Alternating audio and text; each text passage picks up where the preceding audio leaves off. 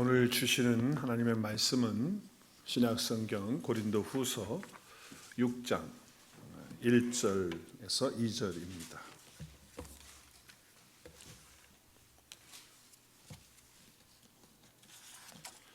고린도후서 6장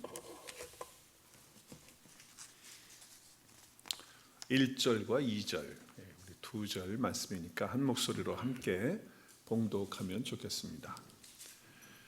우리가 하나님과 함께 일하는 자로서 너희를 권하노니 하나님의 은혜를 헛되이 받지 말라. 이르시되 내가 은혜 베풀 때에 너에게 듣고 구원의 날에 너를 도왔다 하셨으니 보라 지금은 은혜 받을 만한 때요 보라 지금은 구원의 날이로다. 아멘.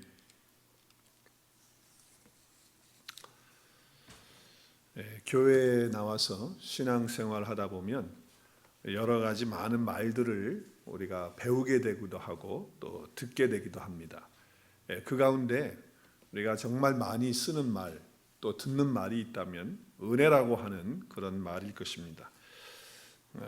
왜냐하면 우리가 정말 예수 믿고 나면 은혜를 받아야 하기 때문에, 그리고 또 은혜 없이는 우리가 찬양한 대로 살 수가 없기 때문에 은혜라는 말은 정말 우리 신앙생활의 핵심과 같은 그런 말씀이다라고 생각할 수가 있는 것이죠.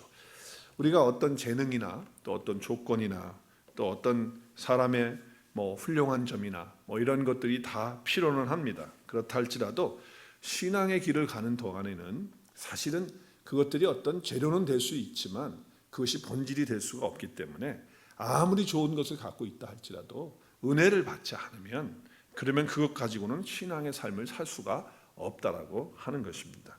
그것은 그냥 흉내만 내는 것이지 그건 진짜가 아니기 때문에 신앙생활이라고 할 수가 없다라고 하는 것이에요. 그래서 교회에서 정말 많이 쓰고 있는 말이 바로 은혜인데, 이 은혜라고 하는 말에 사실 좀 사람들이 은혜라고 하는 것이 무엇입니까? 라고 말하면 어렴풋이 잘 못해요. 대답을 못하기도 하고 또 뭐라고 분명히 말하지 못하고 헷갈리는 그런 경우가 있기도 합니다. 그렇게 많이 듣고 쓰는 말임에도 불구하고 그러하다라고 하는 것이죠. 사람들은 각기 다 자기 취향이 있어요. 그래서 어떤 사람은 노래하기를 좋아하는 사람이 있습니다. 또 어떤 사람은 책 보기를 좋아하는 사람이 있고, 또 어떤 사람은 스포츠를 좋아하는 사람이 있을 수 있고요. 또 어떤 사람은 여행을 하면서 이렇게 즐기는 것을 좋아하는 그런 사람이 있겠죠. 그와 마찬가지로 교회에 다니는 신앙생활 하는 사람들도 취향이 다양합니다. 그래서 가만히 들여다보면 어떤 사람은 교회 와서 기도를 많이 해야 된다고 그러는 거예요. 자기는 기도를 통해서 은혜를 받았는지는 모르겠지만 하여튼 교회만 오면 기도 안 하는 거에 대해서 불평을 하고, 그리고 기도를 많이 해야 된다고 그렇게 이야기를 합니다. 또 어떤 사람은 성경을 많이 봐야 된다, 성경을 봐야지 제대로 하는 거지 하면서 성경에 대한 얘기만 쫙 합니다. 어떤 분은 또 교회 오기만 하면 찬양해야 된다는 거예요. 왜 이 교회는 찬양이 이렇게 없냐? 찬양을 더 많이 해야 된다. 찬양이 너무 시간이 짧다. 더 길게 찬양을 해야 되는 거 아니냐? 찬양 속에 얼마나 은혜가 많은데 라고 얘기합니다. 또 어떤 사람은 구제를 해야 된다. 또 선교를 해야 된다. 가난한 사람 도와야 된다. 라고 하는 것들에 대해서 열심히 하고 그렇게 말을 하는 사람도 있어요. 그래서 사람마다 신앙생활 하면서 자기 취향에 따라서 자기 보기에 좋은 대로 그 마음에 들면 뭐라고 그러냐? 은혜 받았다고 그러는 거예요. 이 교회가 내가 좋아하는 구제를 많이 하고 있다. 그러면 이 교회 참 은혜로운 교회라고 그래요. 왜? 자기가 취향이 그거니까. 찬양이 길고 찬양을 많이 하는 교회 같은 경우는 이 교회는 은혜가 충만한 교회다. 왜? 자기 성향이 그러니까. 그럴 수 있다라고 하는 거예요. 오늘 마음이 좀 슬프고 아팠는데 찬양팀이 찬양을 하는데 가사가 참 은혜가 많이 되는 거예요. 너무 좋은 거예요. 그랬을 때 우리는 은혜 받았다라고 말하는 거예요. 왜? 우리 속에 그 찬양의 가사가, 그 곡이 우리를 위로해 줬기 때문에, 그렇기 때문에 내 형편이 지금 상황이 그런데 지금 이 가사가 딱 맞아떨어지는 거예요. 그랬을 때 우리는 은혜 받았다라고 이렇게 말하는 거예요. 어떤 경우는 성가대 찬양을 했는데 성가대 찬양이 너무너무 좋은 거예요. 너무 화음도 잘 맞고 천상에서 울려오는 소리같이 그렇게 들려지는 거예요. 그랬을 때 은혜 받았다라고 그렇게 말하는 거죠. 또 목사님 설교 중에 어떤 내용 중에 목사님이 어떤 설교를 했는데 어떤 예를 들어서 얘기를 한 건데 그것이 자기가 평소에 생각하고 있었던 거예요. 그런데 그게 딱 맞는 거예요. 그러면 어떻게 해요? 은혜 받았다 그래요. 그렇게도 얘기를 한다 그 말이에요. 심지어는요 설교 중에 목사님이 짜장면 좋아하는 예를 들었어요. 그랬더니 나도 짜장면을 좋아하는데 우리 목사님 짜장면 좋아하는 거야. 거기서 은혜 받아가지고 충만해지는 거야 막. 자기 생각하고 같다는 말이죠. 이런 분도 봤어요. 저쪽에 있을 텐데 제가 축구를 좋아해서 축구를 하면서 일어나는 일들을 예화를 들어서 종종 했어요. 설교를 했는데 축구를 정말 좋아하는 분이 온 거예요 교회에. 근데 내가 눈빛을 보니까 정말 그분이 되게 은혜를 많이 받더라고. 나중에 끝나고 보니까 뭐냐면 목사님이 축구 좋아하는 것 때문에 좋아가지고 그 자기하고 딱 맞는 목사님이 계시다 그거야. 그래서 그것 때문에 흥분이 돼가지고 좋아가지고 설교를 잘 들었다고 하는 그런 얘기예요.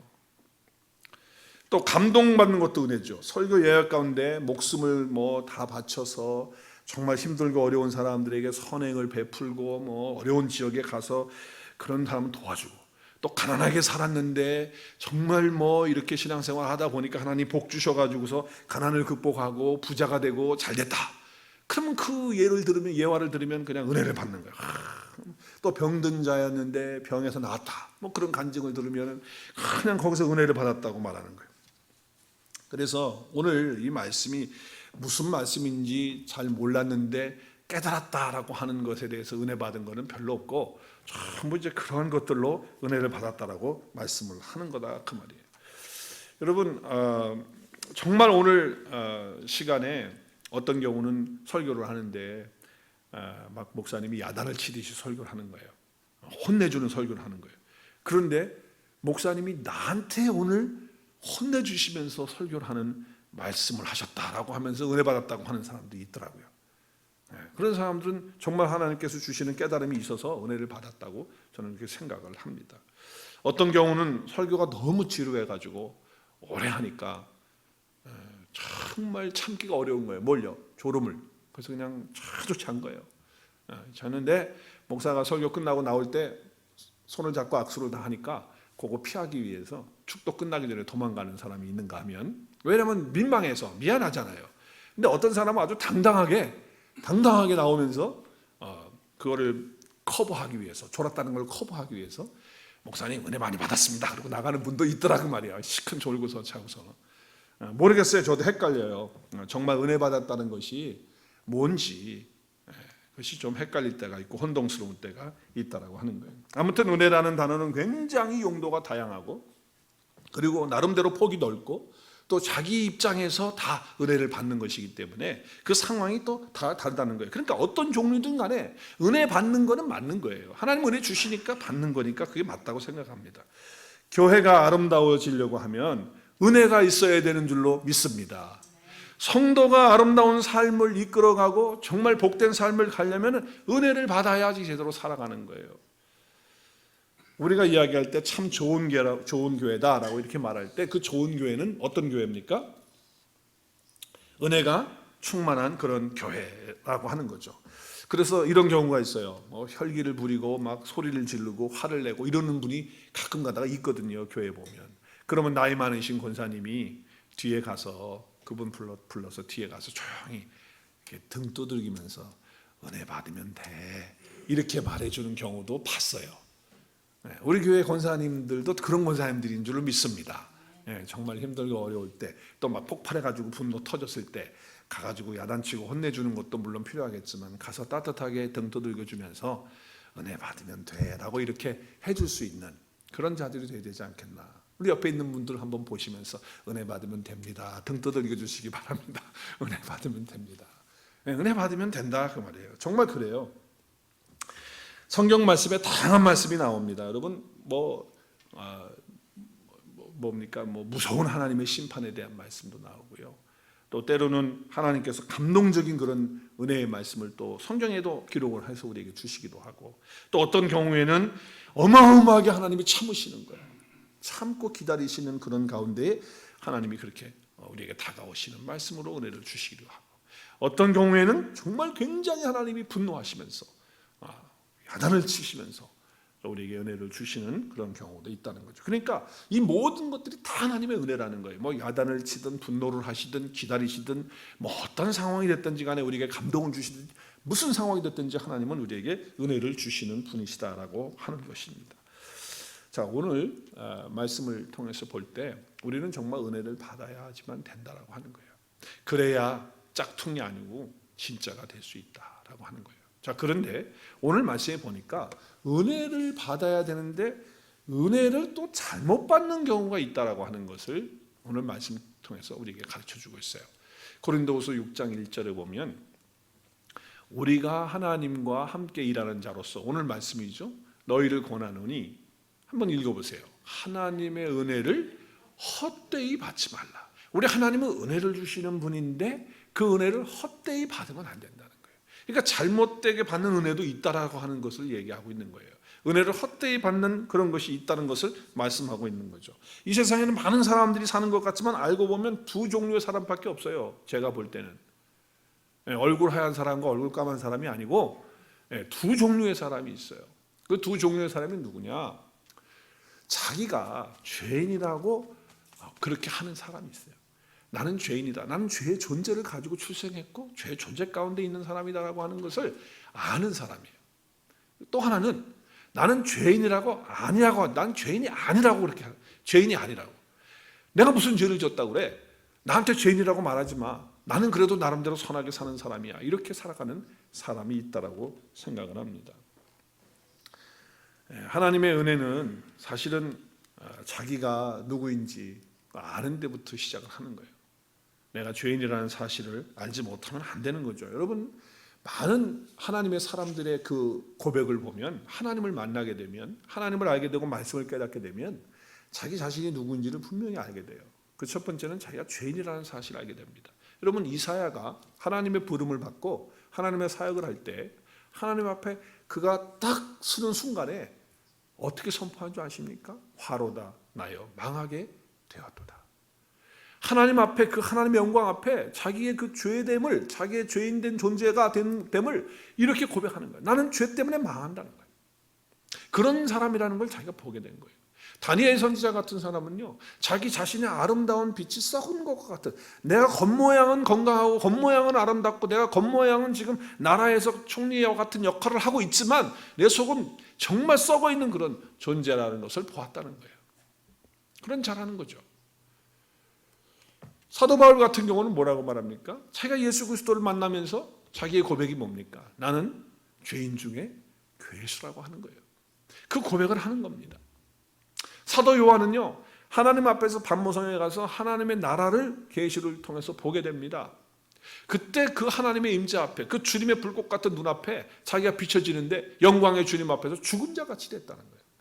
자기는 살 수 있는 존재가 아니에요. 죄로 말미암아 죽을 수밖에 없는 그런 존재였다라고 하는 것이죠. 이런 존재였는데 하나님의 은혜를 알고 보니, 하나님의 은혜를 깨닫고 보니 감사하며 살 수 있게 되고, 또 내 자신이 이제 새로운 존재가 되어서 새로운 피조물이 돼서 이렇게 달라지는 하나님의 은혜 때문에, 그 주님의 크신 사랑 때문에 내가 이렇게 됐다라고 하는 것에 대한 그 용서에 대한 감사와 그 기쁨이 그 속에 충만하게 있게 된다라고 하는 거죠.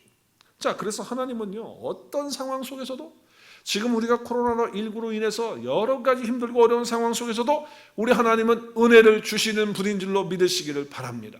우리 하나님은 은혜를 주시는 분이에요. 그런데 어떤 사람은 은혜를 헛되이 받는다 그래요. 헛되이 받는다. 오늘 말씀에 보면 헛되이 받는다 말하고 있어요. 헛되이 받는다라고 하는 것은 무슨 얘기입니까? 요즘 말로 말하면 흉내만 내는 거예요. 하나님의 은혜를 받은 척만 하는 거예요. 그 짝퉁이다 그 말이에요. 짝퉁. 비슷한데, 같은 것 같은데 아닌 거. 그게 하나님의 은혜를 헛되이 받는 거죠. 하나님에 대한 지식도 있어요. 성경에 대한 것도 조금 내용도 알아요. 뭐 자기가 미션 스쿨을 다녔다는 둥, 뭐 또 교회를 어려서 나갔다는 둥 하면서 뭐 크리스천 문화에 대해서도 익숙해 있어요. 그리고 교회도 뭐 자기도 다녀봤다고 해요. 심지어는 예배도 드린다고 그래요. 심지어는 자기도 찬양을 한다고 그래요. 뭐 성가대도 가고 했었다고 그래요. 그러는데 모든 것이 익숙하고 찬양도 알고 뭐 말씀도 대충 알고 다 뭐 교회도 출석해서 교회는 어떤 곳이고 다 아는데, 알기는 아는데 뭐 십자가 그러면 아 십자가는 뭐야 라고 이렇게 대충 알고는 있지만 자기 안에 계시는 그 주님을 모르는 거예요. 그걸 깨닫지 못하고 있는 거예요. 여전히 내 가치관이 세상적인 거예요. 내 세상의 삶의 목적이 자기 자신이 되는 거예요. 그래서 주님이 주시는 말씀 가운데 은혜를 받아서 감격하고 기뻐하고 영광 돌리는 그런 삶이 아니니까 그 은혜를 말하기는 말하는데 알맹이가 없는 그런 은혜가 된다라고 하는 거죠. 예수 그리스도께서 주시는 그런 놀라운 은혜는 진정으로 성령을 통해서 말씀을 깨달음을 통해서 그리스도 예수께서 나와 연합되어지는 사건을 통해서 주어지는 것이거든요. 근데 그것이 되지 않으면 다 은혜를 헛되이 받는 그런 것이 된다라고 하는 거예요. 자연적인 어떤 조건이나 또 어떤 재능, 그것은 다 좋은 재료들이죠. 근데 아까 제가 말씀드렸지만 재료는요, 그걸 가지고만은 안 되는 거예요. 그것을 어떻게 활용하고 어떻게 하느냐에 따라서 달라지는 것이죠. 여러분 보세요. 지식이라고 하는 것은 상당히 좋은 재료입니다. 우리 삶에 있어서. 근데 그 지식 가지고 말씀을 깨달을 수가 없어요. 세상에서 아무리 공부를 많이 하고 뭐 박사 학위를 몇 개 가지고 있어도 하나님의 말씀을 깨달을 수 있느냐? 그렇지 않은 거예요. 그러니까 지식만 가지고서 하나님의 은혜를 받을 수가 없다는 거예요. 그건 좋은 재료가 돼요. 그러나 천국의 비밀을 알 수가 없을 수 있다는 거예요. 그거 가지고는 안 된다. 여러분 열정이라고 하는 거 얼마나 좋은지 몰라요. 열정은 있어야 돼요. 근데 그것만 가지고 하나님의 일을 할 수 있습니까? 아니에요. 만약에 열정만 가지고 뭘 하겠다고 막 그렇게 하면요, 그러면 하나님의 일을 한다고 말을 하고 내가 하나님의 은혜를 받았다고 말을 하지만 전부 자기 중심의 자기 일을 하는 거지 하나님의 일을 하는 게 아니에요. 그렇기 때문에 은혜를 받은 사람이 가진 열정과 은혜를 받지 못한 사람이 가진 열정은 이거는 정말 천지 차이가 나는 거예요. 여러분 뜨겁게 한다고 해서 다 되는 거 아니에요. 여러분 뭐 뜨겁게 뭐 한다고 해서 그게 다 하나님의 일이 되느냐? 그렇지 않은 거예요. 여러분 음악적인 재능이 있다고 치십시다. 그 얼마나 좋은 재료입니까? 음악적인 재료가 있다. 그래서 음악을 잘한다고 해서 그 찬양이 되는 겁니까? 아니에요. 노래를 잘한다고 해서 찬양이 되는 겁니까? 그럼 가수들이 다 찬양 다 하겠네요. 그렇지 않은 거예요. 뭐 성품이 좋다고 그래서 뭐 다 되는 겁니까? 아니에요. 성품 착하고 좋은 사람이 상처를 한번 주면요 엄청나게 받아요. 저도 그런 경험이 있는데 저 사람이 저렇게 착한 사람인데 나한테 어떻게 저럴 수 있지? 그래가지고 감당을 못 하겠더라고요. 돈 많다고 해서 헌신하고 연보 많이 하는 줄 아십니까? 절대 그렇지 않아요. 돈 많다고 해서 하나님의 일을 위해서 다 쓸 수 있느냐? 그렇지 않아요. 시간 많다고 해서 모든 예배에 빠지지 않고 열심히 참석하고 양육반에 들어와서 양육받고 또 양육하고 하는 그런 일을 할 수 있을 것 같아요? 또 1:1 제자 양육하면서 한 사람을 키우기 위해서 그렇게 하는 거 할 수 있을 것 같습니까? 또 단기 선교 시간 많고 뭐 경제적으로 여유가 있다고 그래서 단기 선교 갈 수 있다고 생각하십니까? 아니 자기 눈에 즐기는 여행은 다닐지 몰라도 단기 선교 못 가는 거예요. 하나님의 은혜가 왔을 때 가능하다 그 말이에요. 시간 많다고 봉사할 수 있는 거 아니에요. 섬기는 거 아니에요. 삶의 여유가 있다고 되는 거 아니에요. 여러분 리더십이 그 사람은 참 있다. 저 사람은 참 리더십이 있어. 그렇다고 해서 영적인 그룹을 이끌 수 있는 그런 사람이 될 수 있다고 생각하십니까? 아니에요. 리더십이 있는 거는 자기의 어떤 재료죠. 자질이죠. 그렇지만 그것만 가지고 안 돼요. 리더십이 있는 사람에게 하나님의 은혜가 부어져야지만 제대로 영적인 리더십을 발휘할 수가 있는 거예요. 그렇지 않으면 은혜를 헛되이 받는 것이라는 거예요. 그렇기 때문에 이런 사람들은 교회를 다녀도 문제가 뭐냐? 지성소 안에 들어가서 하나님을 경험하고 체험하는 그런 역사가 없는 거예요. 그러니까 죄가 해결이 되지 않는 거예요. 십자가의 사건이 자기 것이 되지 않는 거예요. 예수 그리스도가 자기 안에 연합되어서 함께 계시지 않는 거예요. 그래서 주님이 나와 함께 십자가 못 박혀 죽고 주님과 함께 살아난 그런 사건이 자기 속에 없는 거죠. 그러니까 여전히 쓴뿌리 있고 여전히 자존심이 있고 악한 거 그대로 있고 음란한 거 그대로 있고 음탕한 거 그대로 있고 말이죠. 그래가지고서 순간순간 팍팍 튀어나오는 거예요. 지성소에서 십자가를 경험하고 살아있는 생명의 말씀을 온전히 깨닫게 되어서 죄가 해결이 되어지고 예수 그리스도의 생명이 내 안에 있음을 깨닫는 역사가 일어날 때 진짜 하나님의 은혜를 받는 줄로 믿으시기를 바랍니다. 그것이 진짜 은혜를 받는 거예요. 그러면 짝퉁이 아니라 진짜가 되는 거죠. 다른 거 없어요. 하나님의 은혜를 받아야 된다라고 하는 거예요. 제가 언젠가 한번 말씀을 드린 적이 있는 것 같은데, 제가 윤영주 씨, 지금은 이제 장로님 되셨잖아요. 그분이 우리 세대의 통기타 가수로 트윈폴리오하고 그다음에 또 뭐죠, 요즘에 뭐 세스봉인가 뭘로 해가지고 뭐 하고 그러는데, 상당히 저는 그때 어릴 때 같은 시기는 아니지만 우리 선배로서 이렇게 그런 노래를 듣는 게 상당히 잘 맞아요. 감수성이 맞고 그 시대에 그렇게 살아왔기 때문에. 근데 그분이 이제 장로님이 되셔서 예수님 믿고 이제 장로님 되셔가지고 간증을 하시면서 이제 옛날 노래도 뭐 부르시면서 그렇게 하면서 이제 간증 집회를 이렇게 다니시는데, 제가 그분의 간증 집회 가운데 들은 얘기가 있어요.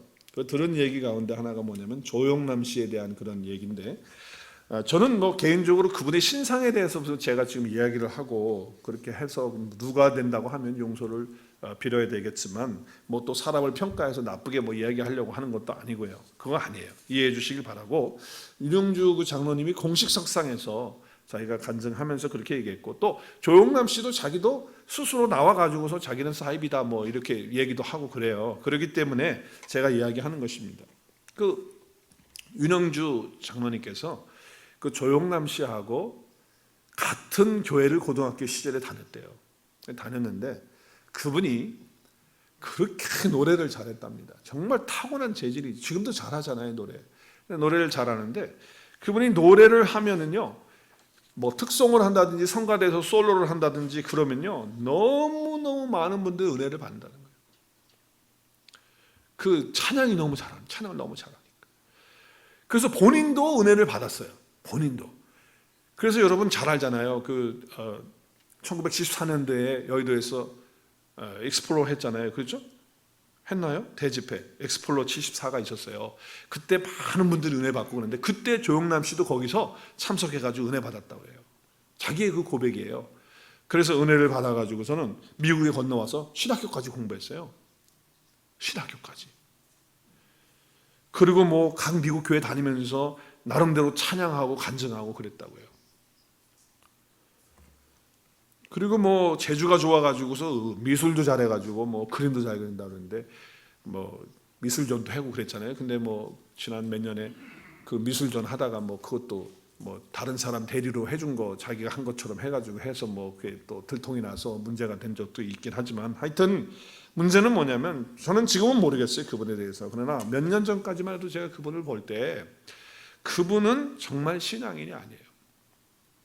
은혜를 받았다고 하기는 말했었고, 그리고 그렇게 많은 교회에 다니면서 찬양을 그렇게 아름답게 은혜롭게 사람들에게 은혜를 끼치면서 찬양을 했다 할지라도 자신이 은혜를 받은 게 아니에요. 뭐 설교 찬양 CD 테이프도 그분 많이 냈어요. 그래서 성도들도 많이 가지고 있고 그렇게 했어요. 그럼에도 불구하고 그분은 진짜로 은혜를 받은 적이 없는 거예요. 은혜를 헛되이 받은 분이에요. 그렇기 때문에 짝퉁이다 그 말이죠. 왜냐하면 그 사람은 진정으로 하나님의 은혜를 받은 적이 없어요. 재능은 뛰어나고 감수성이 있고 뭐 아주 재료는, 자기에게 주어진 재료는 많이 있을지 몰라도 하나님의 은혜가 부어지지 않았기 때문에 안 되는 거예요. 왜냐하면 그분의 가치관이 안 바뀌었어요. 그대로예요. 세상적인 것 바뀌지 않은 거예요. 그 교만과 자아가 깨어지지 않고 있기 때문에 그는 은혜 받은 사람이라고 말할 수가 없는 거예요. 여러분, 목사인 제가, 만약에 제가 은혜를 받지 않고 설교를 하고 은혜를 받지 않고 교회를 이끌어 간다 하면요, 목사는 말쟁이에 불과한 거지 아무것도 아닌 거예요. 제가 큐티하면서도, 월요일 날 제가 큐티하면서 이 말씀을 가지고 제 자신에게 비춰봤어요. 정말 우리 신앙인이라고 하는 성도들이 은혜 받지 못하면 어떻게 될까? 정말 은혜 받지 못하면 신앙이라고 하는 것에 흉내만 내고 그냥 모양만 가지고 있을 뿐이지 짝퉁으로 끝난다 라고 하는 그런 메시지가 저한테 오는 거예요. 그러므로 정말 은혜를 받아야 돼요. 그것도 하나님이 주시는 그 은혜를 헛되이 받지 말고 받아야 된다는 거예요. 여러분, 아틀란타에도요, 제가 이제 10년째 살아가면서 보니까 뭐 한국도 그렇고 짝퉁이 너무 많아요. 교인들 가운데 너무 많은 거예요. 제가 비판하고 판단하는 것이 아니라 현실이기 때문에 말씀을 드리는 거예요. 이게 이 시대의 교회 비극이에요. 여러분, 직분자 중에서도요, 이 짝퉁들이 얼마나 많은지 몰라요. 무슨 장로니 권사니 집사니 믿을 수가 없어요. 목회자 믿을 수가 없는 그런 사회가 됐어요. 정말 지능이 있고 뭐 말 잘하고 뭐 노래도 잘하고 뭐 교회에서 열심히 뭘 하고 하는데, 그런데 뭐가 없냐? 알맹이가 없는 거예요. 진짜 하나님의 은혜가 없는 거예요. 모양과 형식은 갖추었지만 뭐 기도하는 모습도 보이고 뭐 찬양하는 아름다운 모습도 보이지만 생명력 있는 말씀이 그 가운데 없는 거예요. 세상의 죄와 싸워서 승리하는 그런 능력, 그리고 그 죄를 갖다가 정말 없애버릴 수 있는 그런 권세, 그런 생명력이 없다라고 하는 거예요. 이게 문제가 되는 거예요. 그래서 교회가 힘이 없는 거예요. 그래서 교회는 그렇게 많고 크리스천 문화가 이렇게 있어도 은혜를 받지 못하니까, 짝퉁들이 많으니까 교회가 힘이 없어서 세상을 바꾸지 못하고 세상을 변화시키지 못하는 교회들이 되는 게 아닌가 생각하는 거예요. 그러면 우리가 짝퉁이 아니고 진짜로서 은혜 받으려면 어떻게 해야 될까? 진짜 은혜를 어떻게 받을 수 있는가? 여러분, 은혜를 받으려면요, 먼저 깨달음이 있어야 돼요. 참 중요합니다. 하나님의 말씀에 바른 깨달음이 얼마나 중요한지 몰라요. 이 깨달음이라는 것은 하나님의 말씀 속에 내가 깨닫게 되어지면요, 그러면 어떻게 되냐면 내 자신부터 누군지를 알게 되고, 아까 말씀드린 것처럼, 그리고 죄의 존재에 대해서 알게 되고, 그리고 영원한 생명이 뭐라는 것을 알게 되어지고, 그리고 내가 이렇게 더럽고 처한 죄의 존재였는데 그리스도 예수 안에서 새로운 피조물이 되어서 내가 존귀한 하나님의 자녀가 되어서 그리스도와 연합되어진 사람이 되었다라고 하는 이 사실을 깨닫는 것이 바로 은혜를 받을 수 있는 첫 번째 단계예요. 너무 중요해요.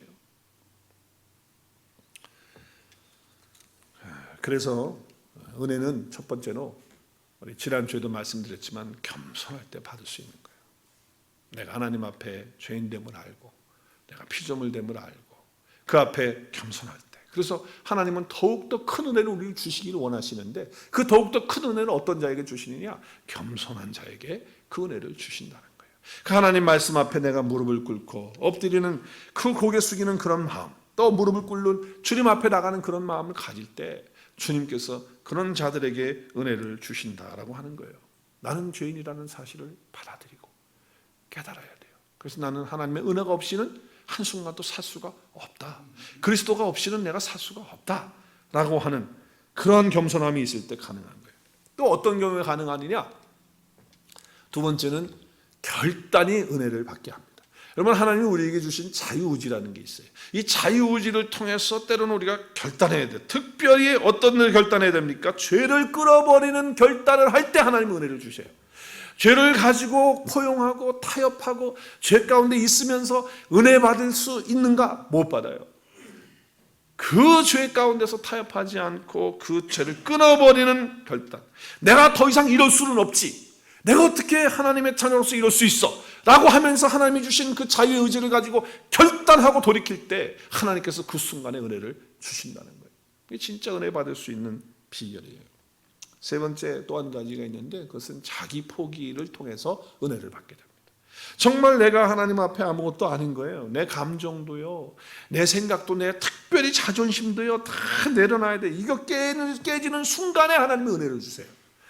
저의 경험이나 여러분에게는 마찬가지일 거예요.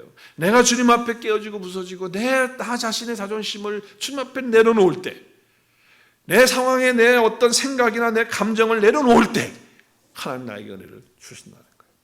가장 중요한 것은 진짜 은혜는 언제 받을 수 있느냐? 한번 따라하겠습니다. 말씀을 사모할 때 진짜 은혜를 깨닫게 되어집니다. 우리가 정말 하나님의 그 은혜의 말씀을 사모해야지만 그래야 은혜를 받는 거예요. 겸손히 무릎 꿇고 그 말씀을 생각하고. 여러분, 우리가 정말 유튜브나 전화기 가지고 있는 시간이나 이런 시간하고 말씀을 사모하는 시간하고 한번 비교해 보세요. 여러분, 짬만 나면 뭐해요? 짬만 나면, 시간만 나면 뭐 일하다가도 조금만 있고, 집 와서 쉬는 때도 뭐 TV 연속극 드라마 그거 보는 시간이 얼마예요 대체? 근데 하나님의 말씀은 대체 뭐 얼마? 5분을 읽어요? 10분을 읽어요? 정말 사모함이 없는 거거든요. 그냥 진짜 은혜 못 받는 거예요. 하나님의 말씀에 대한 사모함이 있어요. 아침에 눈 뜨자마자 하나님의 말씀이 정말 목마른 사슴이 시냇물을 찾아서 믿듯이 그 말씀을 찾아가고, 아침 말씀 묵상이 그리워서 목사님 오늘 왜 이렇게 늦게 보내는 거야?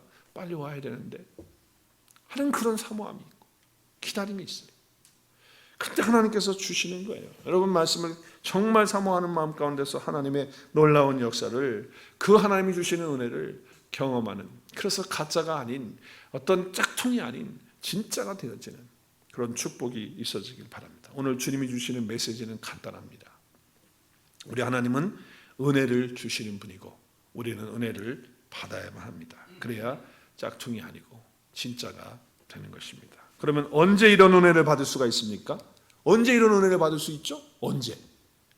앞으로 나중에 천천히. 오늘 말씀 2절에 보십시다. 한번 읽겠습니다. 이르시되 내가 은혜 베풀 때에 너에게 듣고 구원의 날에 너를 도왔다 하셨으니 함께 보라 지금은 은혜 받을 만한 때요, 보라 지금은 구원의 날이로다. 언제 우리가 은혜 받아야 됩니까? 언제입니까? 지금입니다. 지금이에요.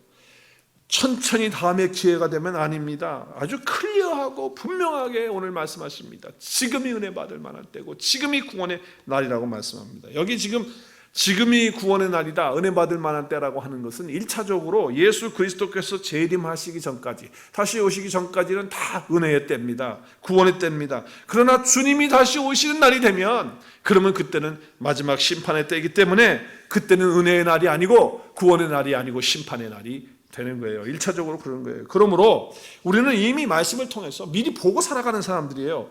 은혜 받을 만한 때, 구원을 받을 만한 때, 이게 하나님의 심판의 그런 심판과 구원을 미리 내다보면서 우리는 다 알고 있는 그런 사람들이라고 하는 것이죠. 이것이 성도예요.